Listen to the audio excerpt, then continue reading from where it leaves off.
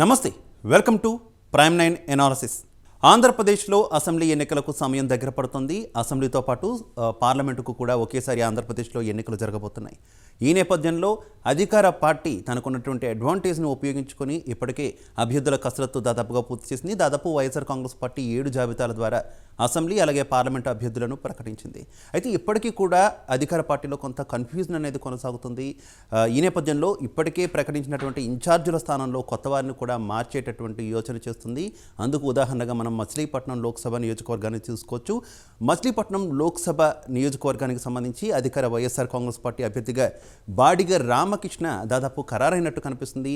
దాదాపుగా ఇవాళ లేదంటూ రేపు ఆయన వచ్చేటటువంటి 8వ జాబితాలో ఆయన పేరు ఉండొచ్చు అనే ప్రచారం విస్తృతంగా సాగుతుందని చెప్పుకోవచ్చు. ముఖ్యంగా మచిలీపట్నం సిట్టింగ్ ఎంపీ వల్లభనేని బాలశౌరి వైఎస్ఆర్సీపీకి రాజీనామా చేసిన విషయం మనందరికీ తెలిసిందే. ఇక నియోజకవర్గం పరిధిలో ఆయనపై తీవ్ర వ్యతిరేకత ఉన్నట్టుగా నివేదికలు అందాయి అంటూ వైఎస్ఆర్సీపీ అధినేత అయినటువంటి జగన్ ఆయనను బాలశౌరిని దూరం పెట్టారు.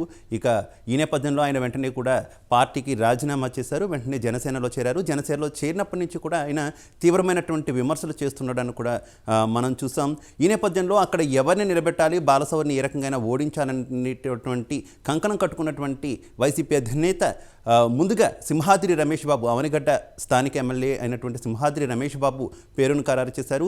ఆయన్ను ఎంపీగా పోటీ చేయించాలంటూ కూడా చెప్పారు. దానికి ఆయన కూడా సుముఖంగానే ఉన్నారు. అయితే సింహాద్రి రమేష్ బాబు ఖచ్చితంగా కూడా బాలశౌరిని ఓడిస్తారా అనేటటువంటి సందేహాలు మళ్ళీ కూడా వ్యక్తమైనటువంటి నేపథ్యంలో ఇప్పుడు తాజాగా ఈ పేరు తెర మీదకి వచ్చినటువంటి పరిస్థితి. చూడాలి అసలు మచిలీపట్నం రాజకీయం ఏ రకంగా ఉండబోతుంది. జనసేన టీడీపీ కలిసి పోటీ చేస్తున్న నేపథ్యంలో అక్కడ బాలశౌరి విజయం సాధిస్తారా, లేదంటే ఇప్పుడు తాజాగా ప్రకటించినటువంటి అభ్యర్థి విజయం సాధిస్తారా, ఏ రకంగా పోరు ఉంటుందని తెలుసుకోవాలంటే మనం వేచి చూడాల్సింది. ఇది ఇవాల్టి prime 9 analysis. Keep watching prime 9 news.